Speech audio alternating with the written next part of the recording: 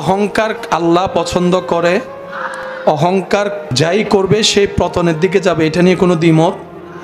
অহংকার করার জন্য কিছু জিনিসের দরকার আছে না নাই? আপনার জানা মতে যাদেরকে অহংকার করতে দেখেছেন কি কারণে করেছে যদি একটু আমাকে সহযোগিতা করেন। কিছু অহংকার হয় টাকার কারণে,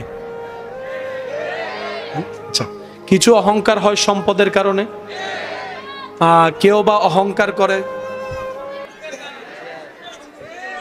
আচ্ছা, কেউ বা অহংকার করে সুন্দর কণ্ঠ থাকার কারণে, কেউ বা অহংকার করে ভালো জ্ঞানী হলে, কেউ বা অহংকার করে সম্পদ একটু বেশি হলে, বলেন না, কেউ বা অহংকার করে ক্ষমতা একটু বেশি হলে, কেউ বা অহংকার করে,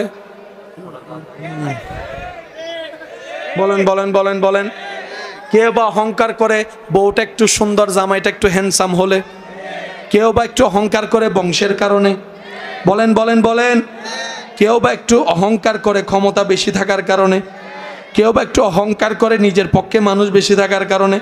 অহংকারের হাজার দিক আছে, এই কথায় কারো কোনো দ্বিমত?